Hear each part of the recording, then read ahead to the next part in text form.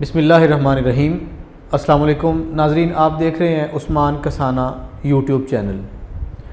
آج میں ایک ایسے موضوع پہ آپ سے بات کروں گا جس کا پاکستانی قوم کے ساتھ اور ہماری ریاست اور مملکت کے ساتھ بہت گہرا تعلق ہے۔ یہ کوئی سیاسی ایشو نہیں ہے، یہ ہمارے لیے سلامتی کا ایشو ہے، اور ایشو ہے افغانستان کی نئی حکومت کا۔ افغان باقی کوہسار باقی، الحکم للہ الملک للہ۔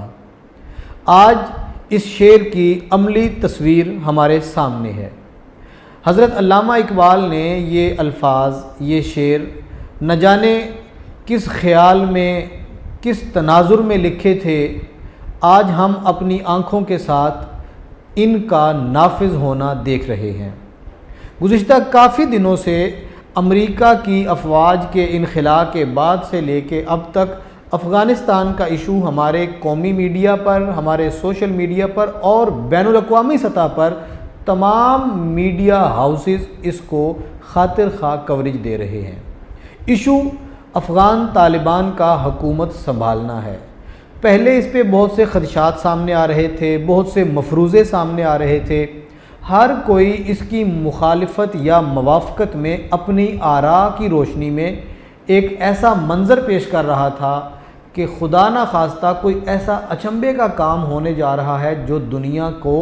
ہلا کے رکھ دے گا، لیکن ایسا کچھ نہیں ہوا۔ جسے ہم کہتے ہیں سموتھ ٹرانزیشن، بڑے خوبصورتی کے انداز کے ساتھ طالبان نے افغانستان کی حکومت کو لمحہ بہ لمحہ، سٹیپ بائی سٹیپ، مرحلہ وار سنبھال کے اب استحکام دے دیا ہے۔ یہاں میں بطور پاکستانی ٹریبیوٹ کرنا چاہوں گا دنیا کی نمبر 1 خفیہ ایجنسی کو۔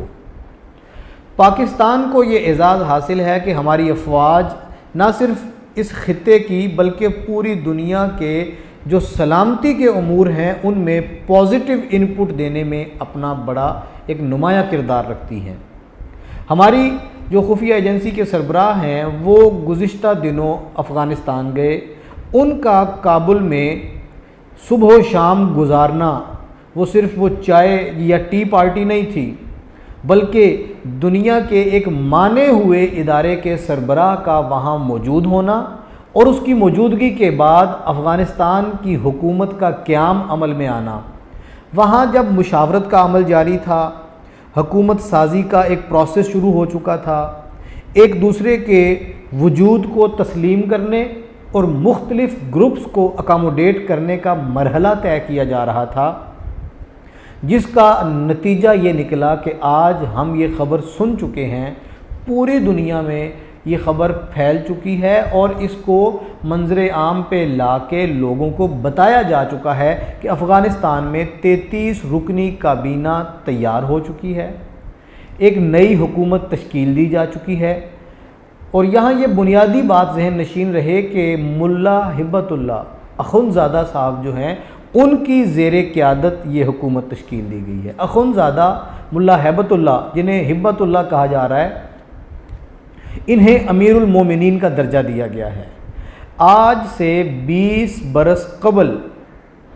افغانستان میں طالبان کا جو وجود تھا اور جس نام سے پوری دنیا واقف تھی، وہ اس وقت کے 20 برس قبل کے امیر المومنین ملا عمر، انہی کے ٹریننگ، انہی کے تربیت یافتہ اور اسی نہج پہ چلتے ہوئے 20 برس کے بعد جو ایک نیا ورژن ہمارے سامنے آیا ہے وہ اخندزادہ ملا ہبت اللہ کا ہے، جنہیں امیر المومنین ڈکلیئر کیا گیا ہے، اور الحاج ملا محمد حسن اخند یہ نئے وزیر اعظم ہیں افغانستان کے۔ یہاں میں تمام کیبنٹ ممبران کے نام تو نہیں، صرف 2-3 جو نمایاں چند ایک نام ہیں جن کو ہم لوگ جانتے بھی ہیں اور ہمیں جاننا ضروری بھی ہے، اور انہیں کون سے پورٹ فولیو دیے گئے ہیں، کن ذمہ داریوں پہ انہیں عائد کیا گیا ہے۔ مولوی محمد یعقوب مجاہد صاحب وزیر دفاع ہیں، اور بڑا نام ہے افغانستان کے ان گروپس میں سے ملا سراج الدین حقانی، انہیں وزیر داخلہ بنایا گیا ہے۔ مولوی امیر خان متقی صاحب کو وزیر خارجہ، اور ملا ہدایت اللہ بدری کو وزیر خزانہ بنایا گیا ہے۔ یہاں میں یہ بتانا ضروری سمجھتا ہوں آپ کو کہ جو وہاں پہ وزیر قانون اور انصاف ہیں مولوی عبدالحکیم شرعی صاحب،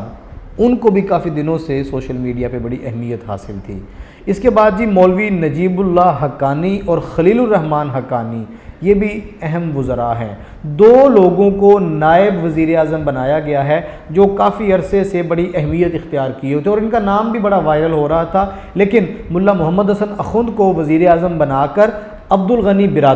ملا عبدالغنی برادر کو نائب وزیر اعظم اور مولوی عبدالسلام حنفی صاحب کو بھی نائب وزیر اعظم بنایا گیا ہے۔ یہ کیبنٹ کی ایک فہرست ہے جن کا تعارف انشاءاللہ پھر کبھی کسی ویڈیو میں آپ سے کرواؤں گا۔ ابھی میں جس نقطے کی طرف اپنے ویورز کی توجہ دلانا چاہ رہا ہوں وہ یہ ہے کہ دنیا کی نمبر 1 ایجنسی کے سربراہ کا ان دنوں میں وہاں موجود ہونا جب حکومت تشکیل دی جا رہی تھی، یہاں اس نقطے پہ ضرور غور کیجئے گا کہ پاکستان افغانستان کے معاملے میں بالکل مداخلت نہیں کرنا چاہتا، نہ کرتا ہے، لیکن چند ناگزیر وجوہات کی بنا پر ہماری سلامتی افغانستان کے امن اور استحکام کے ساتھ جڑی ہوئی ہے۔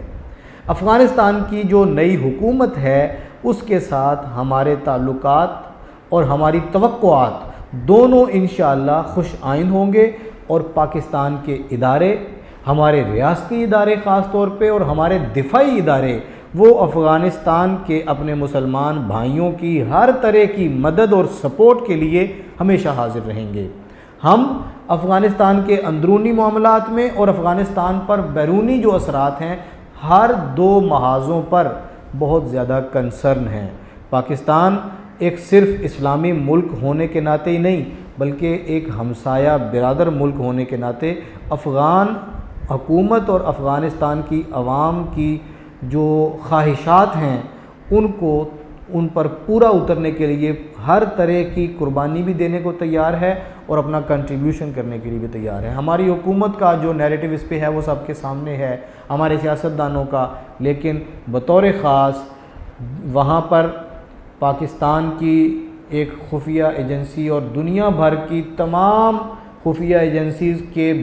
سب سے بڑے مانے ہوئے سربراہ کا وہاں موجود ہونا، چائے پہ وہاں پہ موجود ہونا، اور ان کی جو تصویریں ہمارے سامنے آئی ہیں، ان کی ملاقاتیں جو سامنے آئی ہیں، اس سے کوئی ابہام باقی نہیں رہ گیا کہ پاکستان افغانستان کا خیر خواہ ہے اور اس پورے خطے کا خیر خواہ ہے۔ اور ان دو باتوں کے بعد عالمی امن اور عالمی سطح پر